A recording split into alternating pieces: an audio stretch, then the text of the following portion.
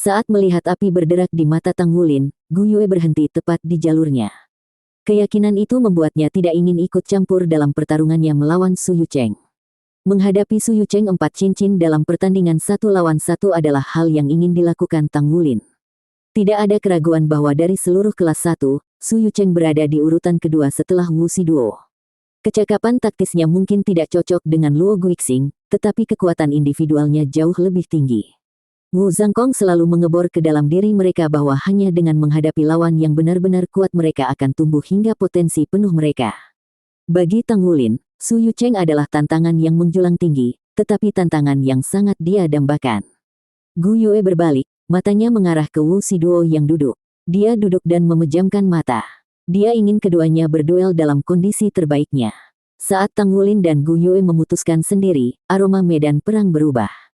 Keduanya telah memilih lawan mereka untuk pertempuran terakhir. Kekalahan bukanlah konsekuensi bagi mereka, selama mereka bisa tumbuh dari pertempuran. Aura emas samar menyebar di sekitar Xie, dan dalam sekejap, sosok dengan warna cerah yang sama keluar dari tubuhnya, berlari ke arah salah satu lawan abu-abu. Jelas, dia akan melawan mereka berdua sendirian. Lebih jauh, Su Xiaoyan mengacungkan tongkatnya tinggi-tinggi ke udara, mulutnya bergerak saat dia menggumamkan beberapa nyanyian. Namun dia tidak melepaskan skill jiwa. Sebaliknya, dia menutup matanya, alasan tindakannya menebak siapapun. Pemuda abu-abu di kiri menjadi lebih nyata saat dia memanggil jiwa bela dirinya, sepasang sais perak gelap. Ujung tajam mereka sangat bagus untuk ditusuk dan ujungnya memungkinkan mereka menangkap senjata apapun. Dia menyilangkan saisnya bersama. Pertemuan logam menghasilkan ledakan energi, yang digabungkan menjadi lingkaran abu-abu meluncur ke arah Xie. Dia bukan tipe agility, tapi tipe kontrol. Xie langsung menyadari, keduanya akan bentrok. Beberapa inci sebelum tabrakan, sosok Xie berkedip seperti hantu, dan dia muncul di luar jangkauan lingkaran cahaya. Pada saat yang sama, dia melepaskan pedang naga cahaya yang mencapai leher lawannya dalam sekejap mata. Dia telah menggunakan seni rahasia Sekte Tang, jalur membingungkan bayangan hantu untuk menghindar. Di sisi lain pertempuran, klon Xie juga berkedip-kedip di seluruh medan perang dengan Ghost Shadow Perplexing Track. Tidak ada yang bisa dilakukan lawan mereka untuk menghentikan pendekatan mereka dalam menghadapi serangan seperti itu. Xie telah mengukir kritik Penatuakai ke dalam hatinya setelah ujian masuk. Menggunakan kedua keterampilan jiwa ketiganya, dia bisa menghasilkan 6 klon untuk 6 target. Namun, dia tidak bisa mengontrol semuanya dengan sempurna, kultivasi dan kekuatan spiritualnya terlalu kurang untuk melakukannya. Kritiknya telah memaksanya bertanya-tanya apakah 6 klon kaliber itu adalah sesuatu yang istimewa. Setelah merenungkan pertanyaan ini, dia bereksperimen dengan keterampilannya dan menemukan bahwa batasnya saat ini sepenuhnya mengendalikan 2 klon. Apalagi jika ia memilih agar kedua klon tersebut menggunakan Ghost Shadow Perplexing Track. Dengan membatasi dirinya pada 2 klon, dia dapat dengan bebas menggunakan seni rahasia dengan membagi pikirannya menjadi 2 bagian, yang juga menguntungkan pertumbuhan kekuatan spiritualnya. Ini adalah upaya pertamanya untuk mempraktikkan teorinya. Xie telah memanggil 2 klon, membagi pikirannya menjadi 2. Dia telah mengabaikan setiap skill jiwa lainnya di gudang senjatanya, memilih untuk fokus pada Light Dragon Blade sebagai gantinya, untuk mengeluarkan potensi sebenarnya dari Ghost Shadow Perplexing Track. Bertujuan untuk hasil terbaik tidak ada dalam daftarnya. Sebaliknya, menghindari kesalahan itu, dia akan menggunakan 2 lawan yang kuat ini untuk meredam dirinya sendiri. Sepasang pemuda abu-abu cepat ternyata adalah master jiwa tipe kontrol. Mereka berasumsi bahwa menunda master jiwa tipe agility yang menggunakan klon akan mudah. Tapi kenyataannya tidak begitu memaafkan. Tidak hanya kecepatan lawan mereka melebihi ekspektasi mereka, dia juga memiliki gerakan kaki aneh yang tidak mungkin dilacak. Tidak lama sampai mereka disudutkan. Su Yucheng berdiri tegak, memperhatikan Tang Wulin mendekatinya. Wajah pucatnya tidak menunjukkan apapun, tidak ada emosi apapun. Aura dingin yang mematikan bertahan di sekitarnya saat riak udara hitam menempel di sabitnya. Rerumputan Blue Silver berkumpul dan menari dalam kerumunan yang hiruk-pikuk di sekitar Tang Wulin dengan setiap langkah yang diambilnya. Menegang di sekitar lengannya, Goldlight mengarahkan mata emasnya yang mempesona ke Su Yucheng. Setelah mutasi yang tak terhitung jumlahnya, Goldlight tidak tampak seperti aslinya. Seluruh tubuhnya tertutup sisik emas berkilauan, percikan kecerdasan menari-nari di matanya. Hanya 10 meter dari Su Yucheng, Tang Wulin langsung beraksi. Rerumputan Blue Silver menerkam seperti ular di atas Su Yucheng, menghantam dari segala arah. Kekuatan membengkak di kaki Tang Wulin saat dia berakselerasi, berlari menuju targetnya. Mempersempit matanya, Su Yucheng menebas dengan sabitnya, mengirimkan gelombang hitam ke segerombolan rumput yang masuk. Seolah hidup, rumput berliku-liku di udara, menukik ke tanah di bawah gelombang hitam. Gelombang itu segera mencapai Tang Wulin. Mendengarkan dengan cermat, dengungan bisa terdengar di udara. Tang Wulin tidak mencoba mengelak. Sebaliknya, cahaya keemasan bersinar saat tangan kanannya berubah menjadi cakar dan dia mendorongnya ke arah gelombang, mencabik-cabiknya. Dia melompat ke Su Yucheng. Rerumputan Blue Silver menjadi hiruk-pikuk, menembak untuk membelenggu Su Yucheng, berkat kemampuan Bin Tang Wulin. Su Yucheng akhirnya mulai bergerak. Dia terangkat seperti sambaran petir, lukisan sabitnya membayangi langit saat kegelapan mengekor dari tubuhnya. Rerumputan yang mencapai langit ditebang satu demi satu. Kemudian, kegelapan surut dan melesat ke arah Tang Wulin. Dia ditekan dari semua sisi. Tang Wulin sepenuhnya menyadari nasibnya jika dia menerima serangan langsung dari Demon Skite yang kuat. Namun, mundur bukanlah pilihan. Setelah mengamati pertempuran Su Yucheng sebelumnya, dia memahami bahwa gaya bertarung musuhnya berpusat pada menekan lawan-lawannya dengan kekuatan kasar dan memotong semua rute pelarian. Jadi, Tang Wulin tidak bisa mundur. Satu-satunya pilihannya adalah maju. Dengan mendengus, dua cincin jiwa ungunya meredup seperti cincin emas. Raungan naga menembus hutan, cahaya keemasan yang cemerlang membanjiri tubuhnya. Cakar dan sisiknya mengeluarkan emas cemerlang, bahkan tampaknya memberdayakan gold light. Tang Wulin menggunakan tubuh naga emas. Dia mengayunkan kedua lengannya, kekuatan penuh dari esensi darahnya meledak. Dalam sekejap, aura cerah melekat pada wujudnya dan dia bersinar seperti miniatur matahari, cahayanya menyilaukan. Cahaya hitam terdistorsi ketika bersentuhan dengan emas, dibelokkan ke samping atas perintah Tang Wulin. Itu adalah seni rahasia sekte Tang lainnya, bangau pengendali, menangkap naga. Dalam sekejap, cahaya ungu muncul di matanya. Kegelapan menyelimuti Su Yucheng di udara dan gerakannya menjadi lamban.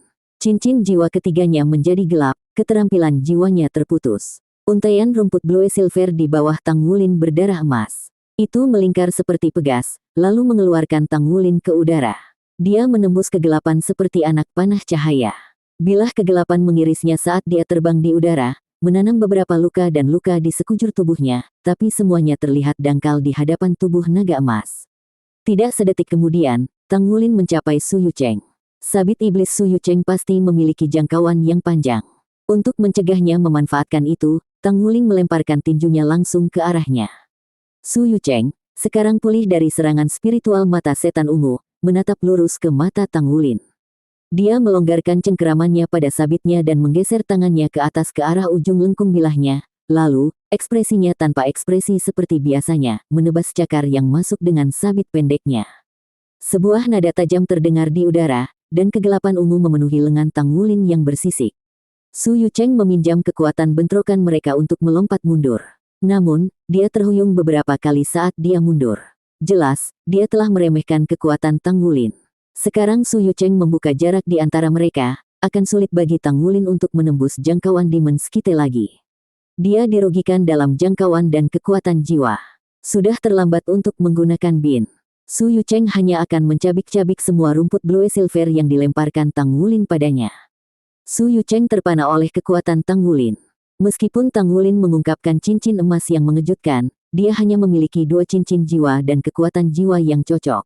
Atas dasar inilah Su Yucheng yakin dia bisa mengalahkan Tang Wulin dalam perebutan kekuasaan. Bahkan ketika dia terpaksa mundur, dia masih merasa yakin dia bisa mengalahkan Tang Wulin. Sekarang, bagaimanapun, dia menyadari bahwa kekuatan Tang Wulin berada di luar dugaannya.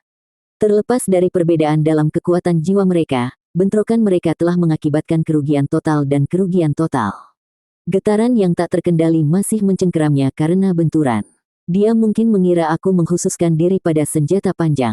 Sial baginya, Demon Skite-ku sama bagusnya untuk pertarungan jarak dekat. Saya bisa menggunakannya seperti senjata pendek sebagai gantinya.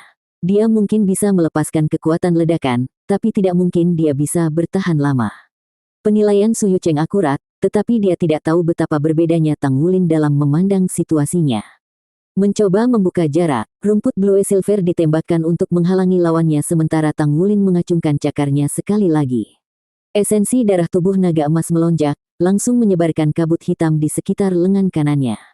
Kemudian dia mengangkat lengannya ke atas, kilau emas cemerlang dari cakarnya semakin gelap saat dia menebas. 5 gelombang cahaya emas tua ditembakkan. Pemandangan luar biasa terurai di depan penonton, menuntut perhatian penuh mereka. Bahkan Wu Siduo membuka matanya dengan kagum.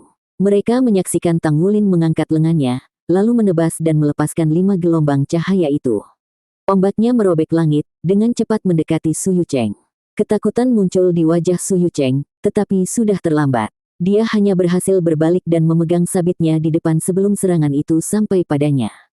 Pekikan yang memekakkan telinga dari logam yang robek bergema, dan Su Yucheng dikirim jatuh ke tanah. Dia batuk darah, kulitnya lebih pucat dari biasanya. Terlepas dari kondisinya, sabitnya hanya memiliki sedikit celah di dalamnya. Dia benar-benar layak menjadi seorang serdadu.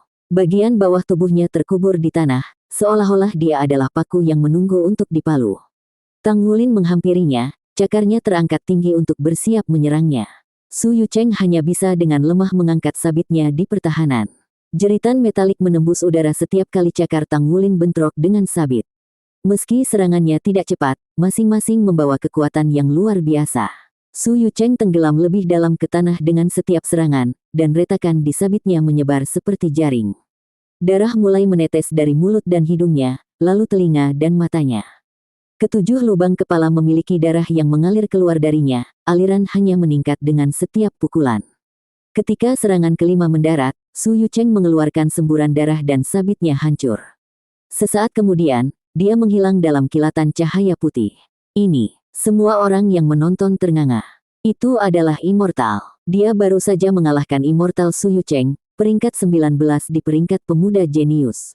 Bahkan jika dia menghabiskan banyak kekuatan jiwa untuk bertahan melawan serangan Tang Wulin, dia masih leluhur jiwa cincin 4. Dia adalah salah satu dari 2 leluhur jiwa di kelas 1. Dia dikalahkan. Seperti itu, ketika Tang Wulin mengalahkan Su Yucheng, Xie melepaskan kekuatan penuhnya juga. 2 rekan setim Su Yucheng tercengang oleh kekalahannya. Su Xiaoyan memanfaatkan ini, akhirnya membuatnya bergerak. Dia menembakkan tombak es ke arah pemuda di sebelah kiri, menembus udara seperti sambaran petir. Saat kedua pemuda itu menyadari tombak es yang datang, cahaya ungu melintas di mata yang di sebelah kanan. Su Xiaoyan tidak diragukan lagi adalah ahli dalam memanfaatkan celah sesaat yang diungkapkan lawannya. Karena kekuatan jiwa bela dirinya tidak bisa dibandingkan dengan rekan-rekannya, jadi dia memfokuskan usahanya ke arah ini. Lintasan tombak es menempatkan pemuda di tempat yang sulit. Jika dia ingin menghindarinya, dia akan jatuh tepat ke tangan Xie. Xie mengaktifkan Light Dragon Storm sambil melepaskan pedang naga cahaya, penampilannya seperti angin puyuh kematian saat ia menuju kedua pemuda abu-abu. Di antara serangan penjepit dan keterkejutan dari kekalahan Su Yucheng, tidak ada ketegangan dalam nasibnya. Cahaya putih berkilau, menandakan kematiannya. Adapun pemuda yang tersisa, mata setan ungu membuatnya tertegun. Salah satu klon Xie segera mengiris lehernya. Hanya karena kekuatan Xie yang diawetkan dan pemahaman yang mendalam tentang keterampilan jiwa ketiganya, dia bisa menyudutkan keduanya dengan mudah. Su Yucheng tidak ahli dalam seni licik, dia mengandalkan kekuatan kasar untuk menyerang melalui setiap pertempuran sejauh ini. Hal ini mengakibatkan kedua rekan satu timnya kelelahan dan siap untuk dipetik. Aura emas Tang Wulin memudar saat dia menghilangkan tubuh naga emas, memperlihatkan kulit yang agak pucat. Pertarungannya dengan Su Yucheng mungkin singkat, tetapi dia tidak menahan apapun sejak awal dan bahkan mengeluarkan salah satu kartu trufnya. Su Yucheng terkejut sampai mati pada akhirnya. Tang Wulin tidak melupakan evaluasi yang Nianxia bahwa tubuh Su Yucheng terlalu lemah untuk menampung cincin jiwa 1000 tahun. Rencananya sederhana, kalahkan Su Yucheng sejak awal. Dalam menghadapi kekuatan absolut, tidak masalah bahkan jika kekuatan jiwa Su Yucheng lebih kuat. Tang Wulin baru saja memukul Su Yucheng sampai tubuhnya tidak tahan lagi. Berkat tubuh naga emas dia bisa melakukan rencana yang begitu berani. Tanpa keterampilan ini dan peningkatan fisik yang ditimbulkannya pada tubuhnya, mustahil baginya untuk menekan Su Yucheng secara menyeluruh. Tang Wulin terengah-engah, tetapi senyum cerah mekar di bibirnya sama saat dia berkumpul kembali dengan rekan satu timnya. Anehnya, Xie berdiri di sana tanpa sedikit pun kegembiraan seorang pemenang.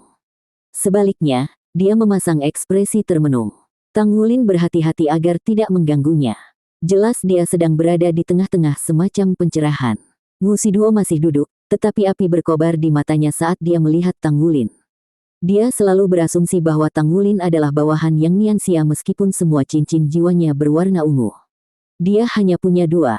Ketika dia menyelamatkannya dalam pertempuran mereka melawan Luo Guixing, itu meninggalkan kesan yang dalam padanya. Namun sekarang, dia membakar ingatannya. Dia akhirnya mengerti apa artinya menyamar sebagai babi untuk melahap harimau. Orang ini sangat pandai menyembunyikan dirinya. Saya tidak yakin tentang orang lain, tetapi kekuatan yang dia tunjukkan dalam pertempurannya melawan Su Yucheng tidak kurang dari yang Nianxia. Kapten, seru Su Xiaoyan sambil tersenyum. Gu Yue berdiri dan kembali ke sisinya. Bagi Wu Shiduo untuk masuk dalam 10 besar peringkat pemuda jenius, tidak perlu meragukan kecerdasannya. Dia langsung menghubungkan titik-titik itu dan memahami hubungan antara keempatnya. Jadi gadis dari tim Luo Guixing itu adalah rekannya selama ini. Datang. Wu Shiduo berdiri, kilatan dingin di matanya. Dia tidak pasrah untuk kalah. 1 lawan 4, terus. Tang Wulin menoleh ke Gu Yue. Dia menatap jauh ke dalam matanya. Api yang membakar di kedalaman mereka memberitahu dia semua yang perlu dia ketahui. Dia menarik lengan baju Su Xiaoyan. Kami hanya akan mengamati. Hah. Dia menatapnya dengan heran. Tang Wulin menanggapi dengan senyum meyakinkan. Percaya pada Gu Yue. Baik. Su Xiaoyan segera setuju. Kak Gu Yue, semoga berhasil. MN. Gu Yue mengangguk, lalu maju 3 langkah. Dia memandang Wu Shiduo dengan tatapan tenang, sikapnya setenang danau yang tenang. 1 lawan 1. Wu Shiduo menatap Gu Yue dengan heran. Dia benar-benar ingin berduel 1 lawan 1 denganku. Kenapa dia begitu percaya diri? Bukankah dia hanya tipe pendukung? 1-1. Gu Yue mengangguk. Baiklah, jawab Wu Shiduo dingin. 4 cincin jiwa bangkit dari kakinya. Dia dengan ringan mengetuk tanah, lalu sosoknya menjadi ilusi saat dia berlari langsung ke Gu Yue. Dia mencapai Gu Yue dalam sekejap, cahaya hitam berkedip saat dia mengulurkan cakarnya dan menggesek ke bawah.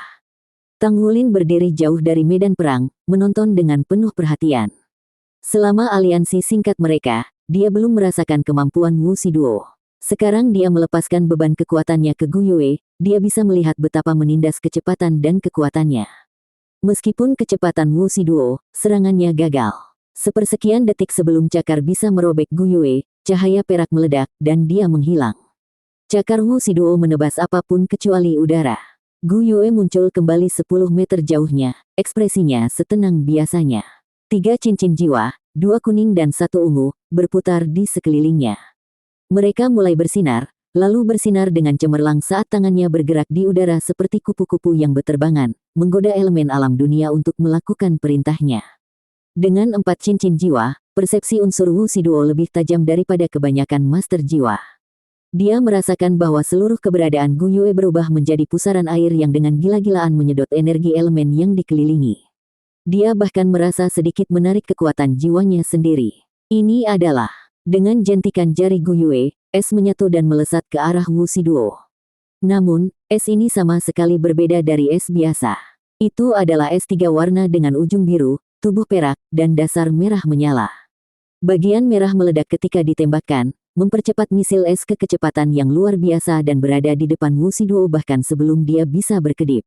Meski begitu, Wu Shiduo menunjukkan kekuatan master jiwa tipe penyerangan dengan langsung memotong es dengan cakarnya. Es meledak menjadi jutaan pecahan, dan suhu udara di sekitar Wu Shiduo dengan cepat turun drastis. Kemudian, udara di sekitarnya tampak berubah, menegang di sekitarnya dan menghalangi gerakannya. Ini, apakah itu es 3 elemen? Sebuah es dengan elemen api disertakan. Wu Shiduo mungkin terkejut, tapi Gu Yue baru saja memulai. Gu Yue memanggil es lain, identik dengan yang terakhir. Seperti sebelumnya, itu melesat ke depan dengan kecepatan kilat. Itu beberapa kali lebih cepat dari es biasa karena kekuatan ledakan dari elemen api, menyisakan targetnya tidak ada waktu untuk bereaksi sama sekali. Wu Shiduo berhasil mengirisnya sekali lagi, tetapi itu hanya memperkuat elemen ruang yang membatasi dirinya. Meskipun efek penahanan tidak sekuat kunci tata ruang Luo Guixing, itu cukup untuk memperlambatnya. Cahaya dingin melintas di mata Wu Shiduo. Cincin jiwa keempatnya menyala dan dia terbagi menjadi 2 klon, masing-masing menuju Gu Yue dari sudut yang berbeda. Gu Yue mulai berputar di tempatnya. Udara diaduk, angin bertiup kencang, berputar di sekitar Gu Yue. Semakin banyak helai angin yang bergabung hingga tornado hijau mengelilinginya, menderu-deru saat ukurannya membesar dengan cepat. Segera, Gu Yue tidak lagi terlihat. Angin menderu amarah mereka saat Gu Yue muncul sejenak. Putih mulai melayang turun dari langit. Semakin turun lebih cepat saat dia memanggil lebih banyak salju, lalu dia menghilang ke dalam badai salju yang diakibatkannya. Tornado tersedot di salju, dengan cepat bergabung menjadi badai salju. Wu Shiduo menegang ketika dia bersentuhan dengan hawa dingin yang ekstrim, tetapi masih dengan berani bergegas untuk menemukan Gu Yue. Nalurinya memberitahunya bahwa semakin lama dia bertahan di badai salju ini, semakin buruk posisinya. Jiwa bela dirinya terlalu aneh. Berapa banyak elemen yang dibuatnya sekarang. Namun tepat ketika dia menemukan Gu Yue dan bersiap untuk menyerang, dinding tanah meledak dari tanah dan menghalangi jalannya. Wu Shiduo dengan ganas menyerang tembok, menghancurkannya dan membuat batu beterbangan. Namun, Gu Yue tidak bisa ditemukan. Tornado badai salju segera menyerap pecahan batu juga, menjadi badai es dan batu. Kekacauan di sekitar Wu Shiduo benar-benar memotong penglihatannya, menyelimuti dirinya dalam pusaran kematian.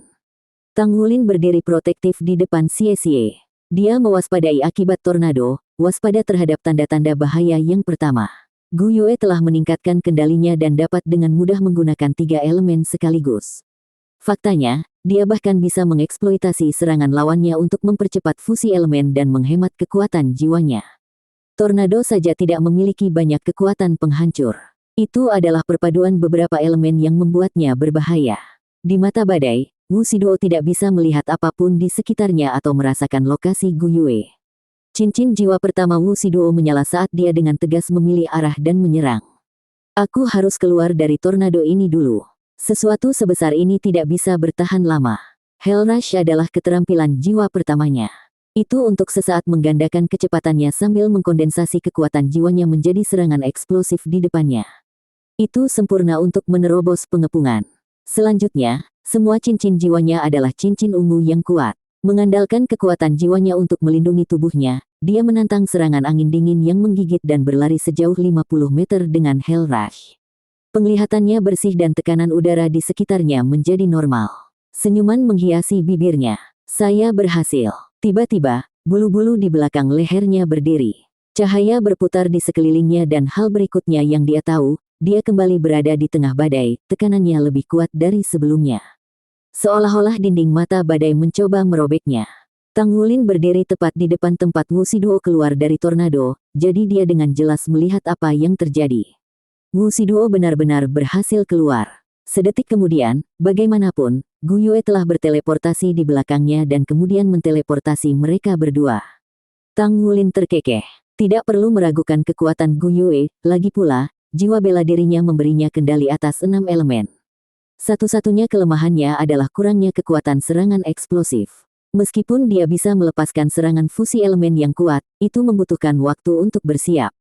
Strategi terbaik untuk digunakan melawan Gu Yue adalah terburu-buru dan langsung memutuskan pertempuran sehingga dia tidak punya waktu untuk mempersiapkan serangan skala besar.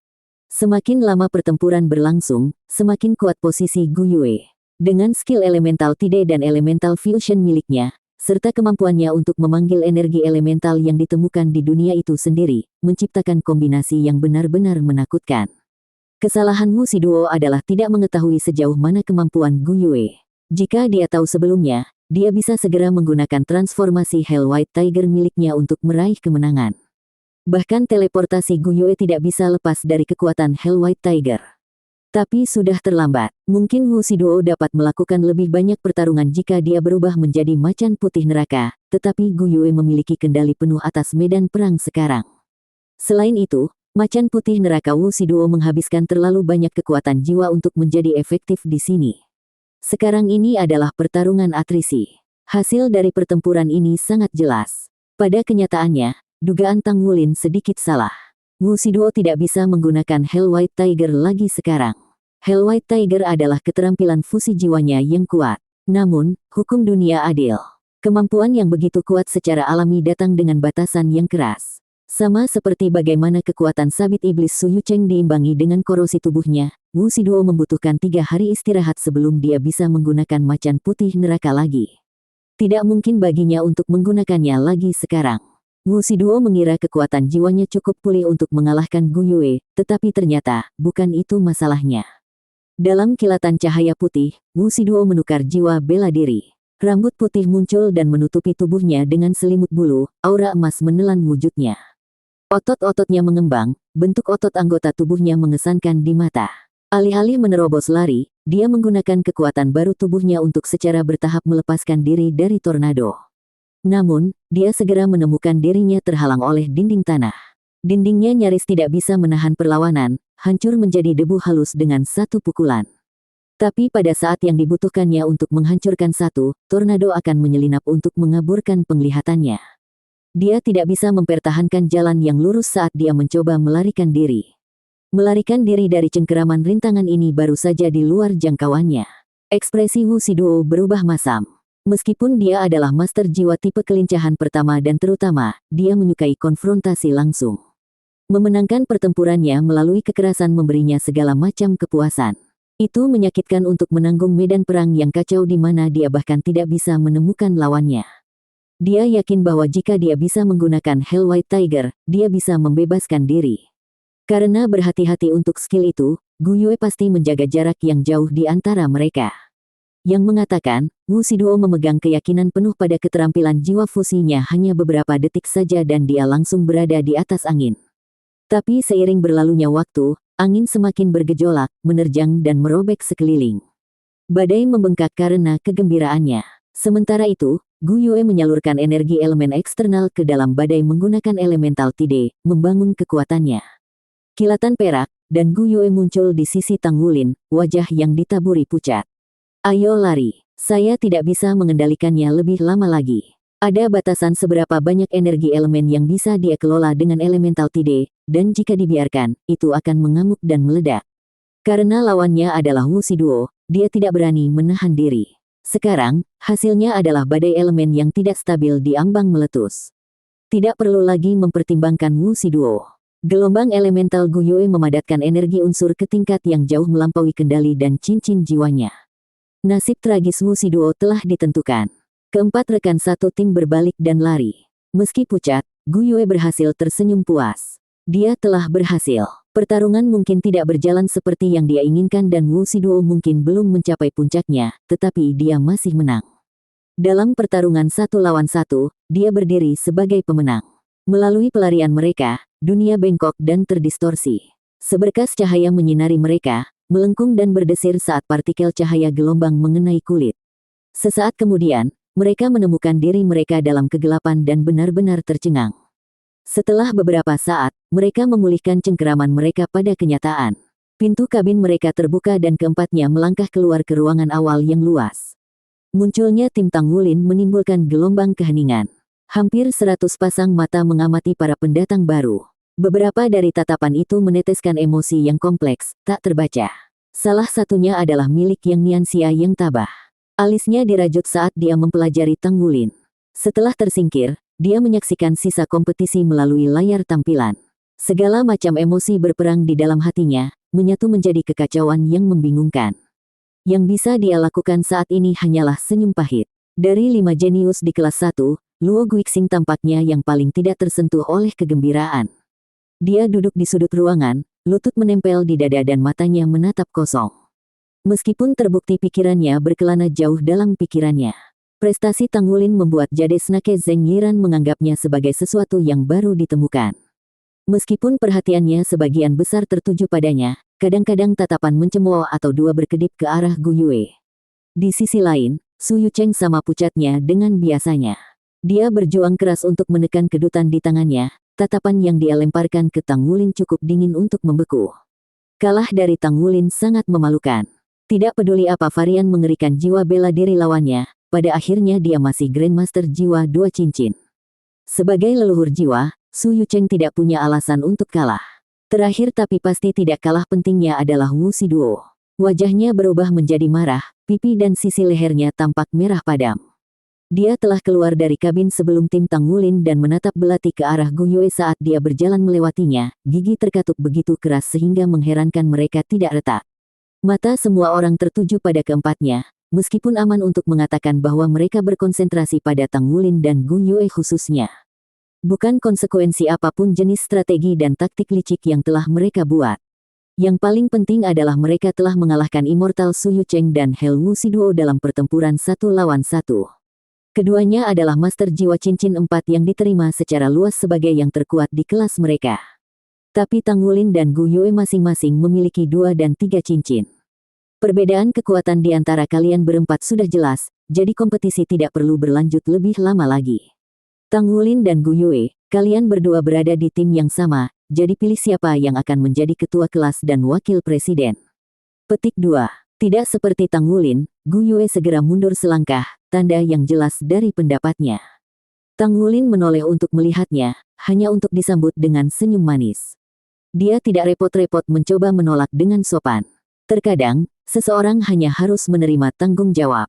Shen Yi mengangguk, lalu mengarahkan perhatiannya ke Xie Xie dan Su Xiaoyan. Biasanya, kami hanya mempertimbangkan siapa yang berdiri di akhir. Meskipun kalian berdua menunjukkan kekuatan yang luar biasa, itu tidak cukup. Anda berdua selamat, jadi Anda punya 2 pilihan, bersikeras mencalonkan diri sebagai wakil presiden, atau mundur. Izinkan saya mengingatkan Anda bahwa ada pemilihan ulang untuk perwakilan kelas setiap semester, dan kekuatan akan selalu menjadi penentu. Petik 2. Aku akan menyerah, kata Su Xiaoyan seketika. Dia memiliki pemahaman yang jelas tentang kemampuannya. Untuk lebih mendorong pengunduran dirinya, dia berjalan ke kerumunan untuk bergabung dengan penonton, menemukan posisinya di sisi Luo Guixing. Sudut mulut Xie Xie bergerak-gerak saat dia melihatnya pergi. Akting gadis itu benar-benar nyata. Aku juga menyerah. Meskipun dia ragu-ragu sejenak, Xie Xie memutuskan sendiri. Tapi saya yakin suatu hari nanti saya akan bisa menjadi penantang presiden atau wakil presiden. Ketenangan yang menakutkan menyelimuti dirinya, sikapnya tidak seperti biasanya yang gelisah. Di medan perang, dia telah memperoleh pemahaman yang lebih dalam tentang posisinya. Setiap kali lawan yang lebih kuat darinya muncul, itu merangsangnya untuk meningkat lebih cepat. Shen Yi memandang mereka dengan tenang. Jadi kalian berdua memilih opsi kedua. Karena kalian berdua bertahan sampai akhir dan memilih untuk menyerah menjadi wakil presiden, kalian akan diberi hadiah 2000 poin kontribusi untuk dibagikan di antara kalian berdua. Adapun untuk mengisi kursi wakil presiden yang tersisa, Wuxi Duo, apakah Anda ingin mengambil posisi itu? Petik 2. Wuxi Duo melirik Gu Yue, lalu Tang Wulin. Dia menarik napas dalam. Aku akan melakukannya. Shen Yi tersenyum. Baik. Kemudian semuanya beres. Ketua kelas adalah Tang Wulin, dan 2 wakil ketua adalah Gu Yue dan Wuxi Duo. Petik 2. Ini adalah skenario terbaik yang bisa dia harapkan. Sementara Xie Xie sama sekali tidak lemah, dia tidak bisa dibandingkan dengan Wuxi Duo. Jika tidak ada satupun dari 5 peringkat jenius yang memegang posisi sebagai perwakilan kelas, seluruh kelas akan dilanda kegelisahan. Dengan Wuxi Duo, peringkat terkuat, sebagai wakil presiden, sisanya akan terlalu terintimidasi untuk membuat keributan besar. Paling tidak, ketidakpuasan akan diatasi. Kami akan mengadakan kompetisi untuk 3 posisi perwakilan yang tersisa. Perwakilan pandai besi sudah diselesaikan, dengan Tang Wulin sebagai ketua kelas dan perwakilan pandai besi, jadi ini meninggalkan desainer, pembuat, dan mekanik Misha. Sekarang, apakah semua desainer, pembuat, dan mekanik peringkat 2 ke atas akan mendaftar untuk bersaing? Petik 2. Tang Wulin mendengarkan, bahasa tubuhnya menggambarkan ketenangan. Dia menduduki 2 dari 7 posisi perwakilan. Dia memiliki pendirian yang teguh di kelas sekarang. Selain itu, dia mendapatkan pemahaman yang lebih dalam tentang teman-teman sekelasnya berkat pertarungan untuk menjadi presiden. Gu Yue meninggalkan sisinya dan berjalan untuk mendaftar. Dia mencoba menjadi perwakilan desainer. Tak lama kemudian, Wuxi Duo, Luo Guixing, dan Su Yucheng juga ikut mendaftar. Sebagai anggota peringkat pemuda jenius, mereka kuat dan terampil dalam profesi mereka. Hanya Yang Nianxia yang tetap diam saat dia mengarahkan senyum canggung ke Tang Wulin. Adik laki-laki, kamu benar-benar tahu bagaimana bersikap rendah hati. Tang Wulin tersenyum. Saya hanya beruntung. Jika Su Yucheng tidak terlalu lelah, saya tidak berpikir saya bisa menang. Petik 2. Yang Nianxia menggelengkan kepalanya. Kamu tidak bisa begitu yakin tentang itu. Siapapun yang tidak mendaftar untuk kompetisi profesi dapat pergi sekarang. Kelas berakhir. Bertemu kembali di sini untuk kelas besok, Shen Yi mengumumkan. Tawa kecil keluar dari bibir Yang Nianxia. Ayo pergi kalau begitu, oh ketua kelas yang hebat. Jaga aku baik-baik di masa depan. Petik 2. Tang Wulin tersenyum kecut. Mari kita menjaga satu sama lain. Tang Wulin mengerti betapa pentingnya mendapatkan persetujuan dari teman-teman sekelasnya sebagai ketua kelas, tetapi itu adalah proses bertahap, lebih selaras dengan bujukan daripada paksaan. Dia akan mengambil semuanya perlahan untuk saat ini.